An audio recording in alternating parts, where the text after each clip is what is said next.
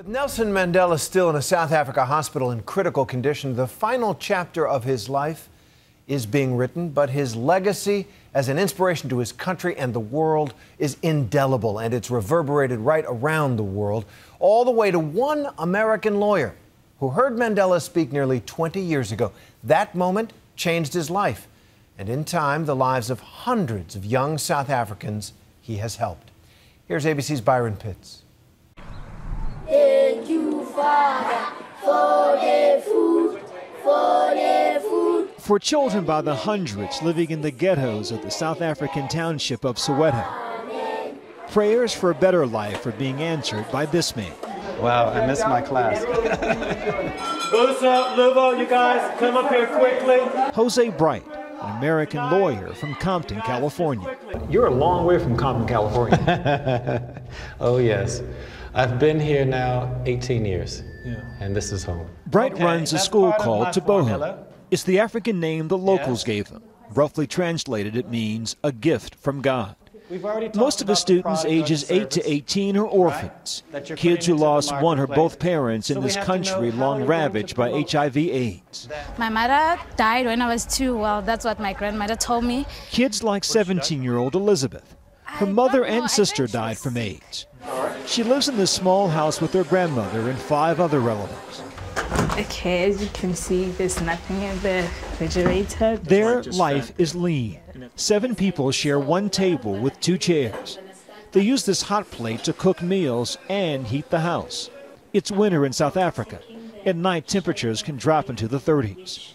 But there's a bright spirit to Elizabeth dark circumstance cannot dim. Thanks, she says, to the American who came into her life. I always smile when I see him. The only reason that makes me wake up in the morning and say I'm going to school is because Mr. Bright is there. I wish people could see what I see every day. I wish people could see how brave these young people are to walk so far on an empty stomach because they want to get an education. For many of them, this is the only meal they'll have today, yes? Absolutely.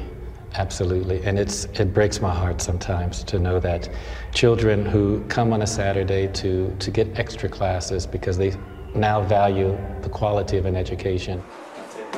The menu the day we visited, beans, corn, and potatoes. Children here don't complain, don't ask for seconds. Theirs is a measure of gratitude and determination that defy the hardships each faces. We call this the freedom generation. That's how Jose Bright and many here refer to the children of South Africa, most especially those in Soweto. Here where the inhumanity of apartheid was at its worst and the people's rebellion sparked by the Soweto uprising in 1976, its most intense. Here where Nelson Mandela first defied the government. And it is here, decades later, Jose Bright believes he is making a difference. So this is a country where 70% of the young are unemployed. Nationwide unemployment is north of 30%, has one of the highest rates of murder and rape in the world. Absolutely, and only less than 1/3 of the population has a high school diploma. But all I can talk about is one child at a time. I'm gonna put this X down, plus 90. Most of these children were failing in public school, deemed unteachable and unwanted. HIV/AIDS is still a badge of shame in South Africa for those stricken by the virus and their children. In Jose Bright's school, those children are encouraged, and the results speak for themselves. In 12 years, we've had a 100% pass rate. In 12 years, none of our girls have fallen pregnant. In 12 years, none of our children have been involved in the criminal justice system. Oh, you're an optimist, it sounds like. I have no choice. I have to be an optimist because I see the miracle every day unfolding. Okay, I'm still not happy. Many of his students go on to college. Out of his classrooms have come teachers, lawyers, a doctor. To us, Mr. Bright is a teacher, a motivator, and an advisor. He makes us to see the world as a better place. So for him, he's like our father. But in a country this big, with this many problems, one man can do so much, as we were painfully reminded as we stood in the kitchen with Elizabeth after school. Your only meal today was what you had at the school? Yes. How often does that happen?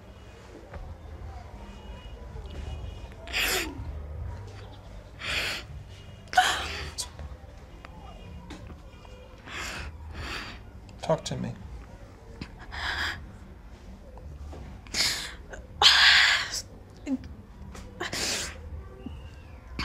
just that it hurts me to see us not having food today. I don't think about myself at all, but I think about my grandmother a lot.